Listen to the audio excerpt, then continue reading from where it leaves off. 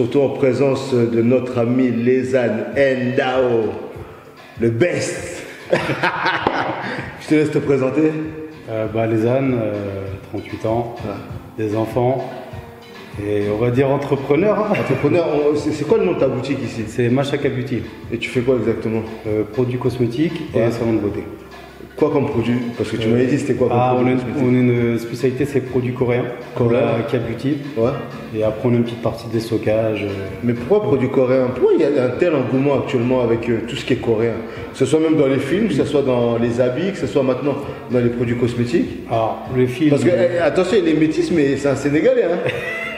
T'es Sénégalais, Ndao. Déjà le nom, c'est un Sénégalais. Je dirais en fait parce que les produits sont sains. D'accord. Par exemple sur Yuka, quand on regarde les ingrédients, ils sont notés 100, 96, 80, c'est des produits naturels. Ouais. Donc dans l'engouement en fait de produits bio et autres, d'accord, c'est ce qui correspond le mieux. Et puis, c'est pas juste un effet de mode. Je pense que c'est vraiment actuellement aussi autour de tout ce qui est coréen, japonais, chinois. Alors après sur ces produits-là, je pense que c'est plus par rapport à leur efficacité. D'accord. Parce que je sais qu'il y a des clientes qui reviennent très satisfaites des résultats en une semaine ou deux. Ouais. Par rapport à leurs problématiques de peau et autres. Mais il y a aussi des noirs qui mettent ces produits-là. Alors en fait, l'avantage c'est que par exemple, sur les produits pour hydrater, c'est que c'est tout type de peau. D'accord. Quand en fait qu'on a un problème d'hydratation, ça va réagir pareil. Attention parce que notre peau elle est sensible. Hein. Des fois tu mets des produits d'hydratation qui sont destinés justement à des peaux occidentales. Et quand tu mets ça sur ta peau, ça te fait des réactions allergiques, ça te sort des boutons, etc. Justement, là il n'y a que des produits naturels. D'accord. Il n'y a pas ces risques. Parce qu'après quand il y a d'autres produits, ça peut interagir. D'accord. Mais sur la plupart des produits d'hydratation, par exemple, on a des savons et autres, savons riz, etc., l'huile de riz et autres. D'accord. Et ici, il y a une clientèle pour ce genre de produits. Pour l'instant, on est ouvert sans être ouvert, mais on a un site internet et on a eu un bon engouement du point de vue national. D'accord. Je précise bien que, excuse-moi de te couper, je précise, on est à Poitiers. À Poitiers, c'est à combien de temps de Paris? 1h15. 1h15, 1h30 en train. C'est fou, en TGV. En TGV, ouais. Et en voiture? 3 heures à peu près, 3 heures et quelques. Et un truc qui m'a choqué, moi, quand je suis arrivé, ça fait un petit moment que je suis pas venu ici, parce que je précise, j'avais une boutique ici, enfin j'avais un barbershop, et j'ai vu, il y a beaucoup de locaux vides, mais c'est un truc de fou. Mais ça, c'est dû à quoi, à ton avis? Alors, il y a je pense, une responsabilité par rapport au prix des locaux. Des locaux, ok. Qui sont assez élevés. Assez élevés. Quand on est sur le plateau, par exemple, c'est pour la même superficie qu'ici. T'as combien ici de superficie? J'ai 60 mètres carrés. 60 mètres carrés? Sans compter un peu la réserve en haut, mais 60 mètres carrés. 60 mètres carrés. Et pour la même superficie, on a à peu près à 1006, 1007. 1007. Moi, il me semble que j'avais 60 mètres carrés, j'étais entre 600 et 700 euros. C'était des anciens bails. Mais honnêtement, j'aurais été à 1005, j'aurais pas pu tenir aussi longtemps. Ah, c'est ça en fait. C'est impossible. Je sais que j'avais un projet il y a quelques années ouais. dans la restauration rapide et c'était ce genre de loi qu'on me demandait, voire même 2000 euros. D'accord. Donc du coup, le projet n'a pas abouti puisque du coup, pour atteindre la rentabilité, il faut un sacré rendement, sachant qu'il n'y a pas forcément la clientèle passante sur le plateau. Et le but, c'est quand même de faire de l'argent, c'est pas d'ouvrir pour ouvrir. Donc ça n'a pas été plus loin. Toi, tu penses que justement, c'est cette arrivée massive de Parisiens en province qui fait augmenter les loyers, mais parallèlement, est-ce qu'il y a le pouvoir d'achat suicidaire? Est-ce qu'il y a quand même beaucoup plus d'industries qui se sont ouvertes, qui fait que les gens ont un peu plus d'argent et peuvent justement assumer? Parce que tu me dis, les loyers ont monté sur à 1005. Donc tout a augmenté. La coupe de jeu, par exemple. Moi, je la faisais à 10 euros. Aujourd'hui, elle a combien? On est à peu près à 25. 25 À peu près. Comme Paris. C'est... En fait, comme on dit, la province, c'est comme Paris, mais avec 10 ans de retard. D'accord. Enfin, façon de parler. Ouais. Donc, à Paris, c'était 25, ça arrivait petit à petit, et aujourd'hui, on a 25. Oui. Si Paris met 40, dans quelques temps, on sera à 40 ici. Ouais, mais le salaire de Paris et le salaire d'ici, c'est pas le même salaire. Ouais, mais... Enfin, à quelques euros près, mais bon, ça fait quand même la différence. Hein. Bah, c'est les choses que j'arrive pas vraiment à expliquer. Pourquoi, comment dire, insister à avoir des loyers chers et avoir des locales vides, comme quand tu vas au centre-ville. C'est triste, il y a beaucoup de locaux vides. Exactement, ça. Sachant que dans certaines villes, il y a des initiatives de la mairie et des communes, de la communauté. Ouais, de la commune. De la commune. Ouais. Pour, par exemple, créer des locaux par exemple, à des prix bas pour tester, pour lancer l'activité. Par exemple, pendant 6 mois, on paye, je sais pas, 500 € et autres. Ouais, voilà. Pour rebooster un peu le centre-ville. Et là, il y a ce truc-là, en fait, d'avoir les locaux chers, de ne pas avoir personne. Il y a des locaux, ça fait 4-5 ans, c'est vide. Parce que là tu as pris un local, tu es un peu excentré du centre-ville. Mais il me semble que tu as quand même dû chercher là-haut. J'ai cherché là-haut. Et quand tu négocies avec les propriétaires, est-ce qu'ils sont plutôt cléments ou ils veulent pas faire de compromis? En plus, la plupart, ils passent par des agences. D'accord. Donc les agences, autant te dire aucun compromis, quoi. Voilà, et tu as aussi les frais d'agence. Détaille-moi, par exemple, quand tu rentres dans une agence. Par exemple, je sais pas, on va dire pour un local de 1700 à peu près. 1700 €, ouais. 1700, on va pour payer. Combien de mètres carrés? Pour à peu près la même superficie, 60 mètres carrés. Ouais. On va payer donc le loyer, le premier loyer, 2 mois de loyer de caution, on va dire ça comme ça pour le propriétaire, et les frais d'agence. Les frais d'agence, sachant que c'est indexé par rapport au prix du loyer, c'est à peu près 7 000 €. Ah ouais, donc en fait, 10 000 € juste pour rentrer dans les murs. Ce qui équivaut à un pas de porte en vrai. Ce qui équivaut à un pas de porte. Sauf qu'il n'y a rien, en fait. Je veux dire, on paye juste pour payer. Mais c'est fou, quoi. Mais tu penses que c'est pas aussi ce qui freine justement les gens à entreprendre? Parce que du coup, moi je t'ai laissé il y a quelques années, je suis parti d'ici. Et je pensais quand même que notre génération allait voir qu'il allait avoir beaucoup plus de jeunes qui allaient entreprendre. Mais à mon grand étonnement, j'arrive, je vois qu'il n'y en a pas beaucoup en fait d'entre nous qui ont repris des business ou bien qui ont ouvert des business. En fait, ça freine beaucoup. Ouais. Et c'est surtout qu'en plus, quand on a, par exemple, juste pour rentrer dans un local, on a, je sais pas, 10 000 € à sortir d'un coup. Après, il y a quand même l'installation, des travaux si on a, les produits si on est par exemple un magasin de vente, ou des installations si on a une prestation de service. Donc en fait tout ça fait que on est obligé de solliciter des banques. Et ce qui freine aussi beaucoup, puisque les banques prêtent peut-être moins qu'avant. Est-ce qu'elle finance aussi ce genre de projet facilement? C'est ça aussi. Je sais que les banques par exemple, vont financer beaucoup les franchises. Parce qu'en fait il y a une sécurité. Mais on peut avoir une vision sur le chiffre d'affaires. Le futur, sur le futur.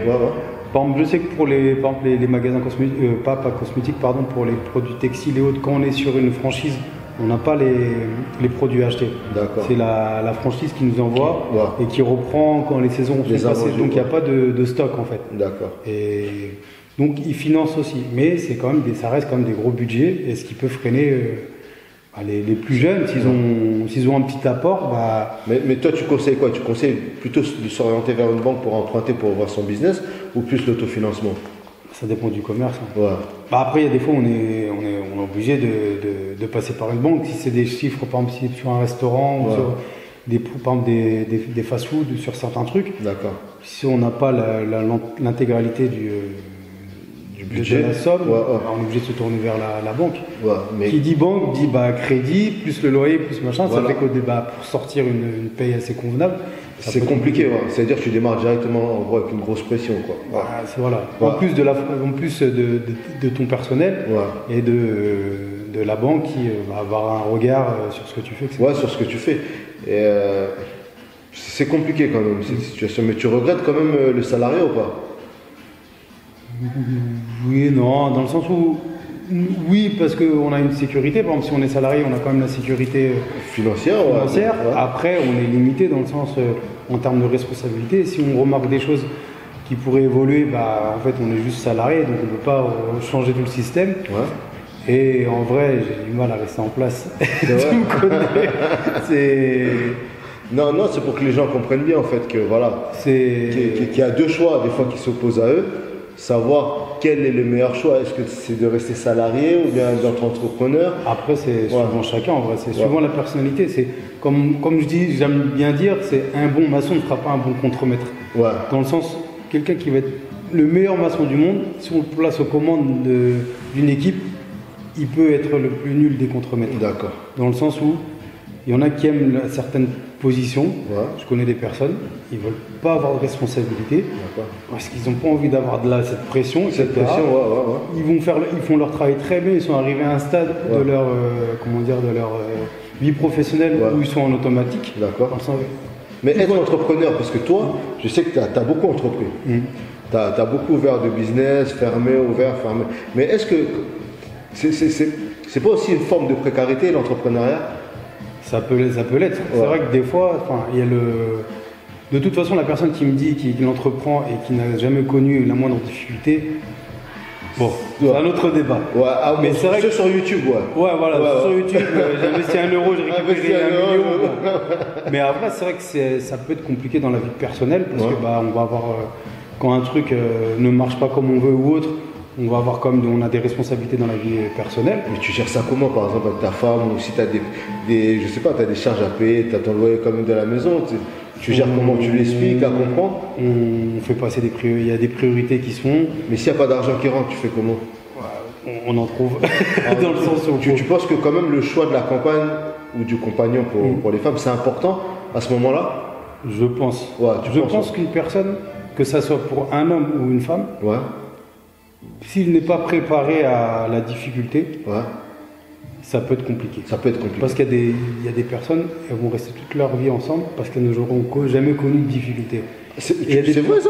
Répète cette phrase. Non, je pense que c'est des personnes qui vont rester ensemble parce qu'elles n'auront jamais connu la difficulté ensemble. Il y a des couples qui vont craquer parce qu'ils vont être habitués à ne pas. Ils sont pas prêts en fait pour une difficulté genre. Aujourd'hui c'est compliqué. De là que le Covid a fait beaucoup de séparations. Exactement. Parce que les gens ne sont pas prêts ils sont pas à l'échec mais à la difficulté. À la difficulté, Ils sont pas prêts à rogner sur les loisirs, sur autres. Et ce qui peut être compliqué. C'est pour ça que je dis dans le sens être entrepreneur c'est être fort, dans le sens rebondir en cas d'échec et autres. Mais être compagnon ou compagne d'entrepreneur, c'est aussi se dire à tout moment, je prends le relais si jamais il y a une difficulté. Et comme on dit, l'âme sœur, ou je ne sais pas comment on pourrait appeler, c'est là où on se rend compte si une personne elle est vraiment là pour vous ou elle est là pour ce que vous êtes. Et pour préparer ces mauvais jours justement, ces temps orageux, ces temps ténébreux qui arrivent quand du coup l'activité est en baisse ou quand tu es dans un départ d'activité, tu fais comment en fait? Quand ça tourne bien, tu mets de l'argent de côté, tu investis, tu gères comment en fait? Je pense à plusieurs stratégies dans le sens... La meilleure, donne-nous la meilleure. Enfin la meilleure dans ton sens. On peut mettre de côté pour se dire plus tard si jamais ça tourne moins bien ou investir. En pourcentage, tu enlèves à peu près combien sur tes bénéfices Je sais pas, comme je dis, sortir un salaire. Ici l'avantage, comme tu as dit tout à l'heure, on est en province. C'est-à-dire qu'on peut vivre avec un petit salaire. On peut manger, on peut vivre, on peut avoir un toit parce qu'on n'a pas des loyers à 2000 €, à 1500 comme Paris. C'est-à-dire qu'on peut être, par exemple, je te dis, quand à l'époque j'étais locataire, le loyer était à 700 €. Donc, t'es deux, ça fait 350 chacun. Tu t'anticipes un peu, tu mets un petit billet de 1000, je ne sais pas, tu mets 1000, 2000 de côté. Comme ça, tu sais que tu peux étaler sur tes loyers, si en cas de difficulté. Tu peux tenir. Tu peux tenir. Donc, après aussi, il y a le choix de se dire, un peu comme au casino, j'ai fait, je vais miser sur autre chose. J'ai investi, Tu peux perdre. Tu peux perdre ce que tu as investi, ça j'ai arrivé. Ou tu peux gagner, puis se dire après, du coup, avoir un petit coup d'avance. En fait, c'est comme je dis, il n'y a pas forcément de bonne ou de mauvaise solution. Mais en fait, toi, la meilleure solution que tu conseilles, c'est la sécurité. La sécurité. Préparer les mauvais jours, etc. Voilà. Et bien s'entourer. Comme je dis, c'est vraiment... Tu penses que l'entourage, c'est important? Parce que moi, je t'ai souvent vu au vrai seul. Je t'ai souvent vu en parce que je suis mal entouré. Parce que tu es mal entouré. Mais je pense que l'entourage, c'est vraiment important dans la vie d'un entrepreneur. En fait, même dans la vie en règle générale, je pense que c'est bien d'avoir des personnes solides. C'est pour ça qu'il y a des personnes, ils vont me voir toujours tout seul, alors que je ne suis pas tout seul. Tu n'es pas tout seul réellement. J'ai des amis de longue date, tu vois. Même si comme toi, ça fait des années qu'on ne s'est pas vu. Mais je sais que tu peux compter sur moi. Je pense même dans l'entourage, d'avoir des gens qui vont être dans les mêmes, dans les mêmes objectifs que toi. Je te dis une bêtise, tu peux avoir des amis fêtards. S'ils pensent qu'à la fête, ça va pas être forcément un bon entourage quand toi tu vas te penser comme on dit tout à l'heure, préparer les mauvais jours, ils vont dire on va débourser. C'est vrai, on parle souvent de cet entourage. Aujourd'hui, c'est la mode, on dit que tu es la 5e personne des 5 personnes que tu fréquentes. qu'il faut s'entourer que des gens qui ont ils aiment bien seulement le même mindset que toi. Mais le problème, c'est que la plupart des entrepreneurs, que ce soit toi comme moi ou certains, souvent c'est des gens qui se mélangent pas forcément. On se mélange pas. Après, il faut peut-être écouter certaines personnes. Comme je dis, parce que maintenant avec l'âge, comme je dis, j'approche de la quarantaine. Avant, j'avais peut-être des œillets. Maintenant, je vais écouter des personnes qui ont déjà entrepris. Tu vas parler. Je vais dire, c'est constructif. S'ils me parlent, parce que moi-même, je suis attentif dans cet état d'esprit. Ou si je parle à quelqu'un, c'est que cette personne, j'ai de l'affection ou j'ai quelque chose, je ne vais pas perdre mon temps à parler à quelqu'un qui ne veut pas écouter. Donc si quelqu'un va me dire pour le business, il va me donner des tips, soit des tuyaux ou autres, je vais l'écouter. Parce que je me dis, s'il prend ce temps-là, parce qu'il entreprend, je sais que son temps il est compté, s'il prend ce temps de me parler pendant une demi-heure, c'est pas parce qu'il s'ennuie, c'est parce qu'il voit que je suis dans une... Il veut te faire gagner du temps justement. Exactement. Donc ça, je vais être plus attentif à ça. Qu'avant. Et tu penses que le temps, c'est important? Le temps. Alors, comme je dis, il faut gérer son temps. Dans le sens où il y a l'entreprise, parce que j'arrive des fois mal à gérer sur plein de choses, mais il faut prendre du temps pour tout en fait. Du temps pour soi. C'est-à-dire dans le sens, si on est tout le temps au travail, même si on est célibataire, comme je te dis une bêtise, si on est toujours au travail, forcément c'est pas bon. Il faut prendre un peu de temps pour soi, un loisir, autre. Un truc vraiment qui se déconnecte pour... Mais ça me fait sourire venant de toi. Parce que je sais que toi t'es un charbonneur et t'as pas forcément le temps. C'est ça le problème. Je le prends maintenant, par exemple, le temps pour toi, vu que le temps passe, on parle de choses... pour le temps pour mon père, par exemple, toi il commence à avoir 70 ans. Je me bloque. C'est le jeudi. Comme ça, si on veut me sauter, on sait que c'est le jeudi avec le daron. Mais je prends par exemple tous les jeudis, je mange avec lui, je viens le soir, soit je ramène à manger, soit je vais acheter à manger, soit quand j'ai un moment, je l'appelle, on va manger ensemble. Parce que c'est bien d'essayer de charbonner, mais en vrai, il y a des choses qui se rattraperont pas. Le temps, c'est pas du temps perdu, parce que lui-même, il peut te parler de choses de son vécu. C'est du temps que tu vas prendre avec lui, il va te parler. Ça peut t'inspirer aussi. Ça va t'inspirer de nous à l'époque, comment on gérait, je sais pas quoi. Et en fait, tu te dis, mais à l'époque, il faisait ça. En fait, mais c'est à l'époque qu'ils faisaient ça. Et qui sont encore là, à 70 ans. C'est qu'il y a du vrai dans la façon de gérer l'argent, de gérer... Nous, on est une génération, on est dans une société de consommation. Mais eux, j'ai l'impression que les vieux, ils géraient mieux que nous. Ils géraient mieux. À les écouter. Alors, déjà, il y a des choses, je parle pas de ça avec mon daron. Quand on achète des fringues, des trucs comme ça, on leur dit le prix de ce qu'on achète. Ils vont s'arracher la tête. C'est vrai, je veux dire, dans le sens, eux, ils achetaient un truc, ça leur faisait une télé, ça leur faisait toute une vie. Une façon de parler. Une voiture, la voiture, il l'a réparée. Il mettait les mains dedans pour la réparer, pour qu'elle tourne. Nous, aujourd'hui, on a une panne, deux pannes, trois pannes. On change de voiture. En fait, on est trop dans un monde dans un mood même de consommation. C'est ça, tu vois. On va prendre... Moi, c'est pas mon truc. Mais il y en a, ils vont prendre des crédits pour une voiture. Ils vont avoir des crédits de 400, 500 euros pour une voiture, pour avoir une belle voiture, pour en changer 2 ans, 3, 4 ans après. Mais le crédit est toujours là. Le crédit est toujours là. C'est juste, en fait, on va dans ce truc-là de... Maintenant, tu peux payer en 4 fois. C'est pas mal, 4 fois sans frais. Mais en fait, on va toujours dans le truc de pousser les gens à consommer. Vacances sur crédit. Trucs sur crédit, télé sur crédit. Et c'est pour ça que les vieux sont pas dans ce truc-là en fait. C'est vrai, pas les vieux, les anciens. Mais je pense qu'eux, ils ont vécu du coup la meilleure époque. Mais quand tu vois tout ce qui se passe, tu es plutôt optimiste ou pessimiste pour la France ou ça va? Je pense que la France, alors avec la vision, je pense que la France a un problème avec l'entrepreneuriat. Vu qu'on parle de l'entrepreneuriat, parce que les taxes, c'est pas un sujet tabou, il y a beaucoup de taxes. Il y a beaucoup de taxes. Mais par exemple, parce que moi, je me rappelle la première fois que tu as ouvert ton entreprise et t'as arrêté, je te demandais, mais pourquoi t'as arrêté? Tu m'as dit, mais les taxes, c'est un truc de fou. Alors, on m'a saigné, je suis passé au tribunal de commerce. Ça, pas beaucoup de monde qui le savent, mais c'était une année, j'ai eu... Mais c'est pas une honte, non, c'est pas une honte. Non, pas une honte, mais ça peut pas une honte. Les gens, il faut bien qu'ils comprennent que l'entrepreneuriat, tu gagnes, tu perds, tu gagnes, tu perds. Et pour moi, en fait, les échecs ne sont pas des échecs, c'est des expériences.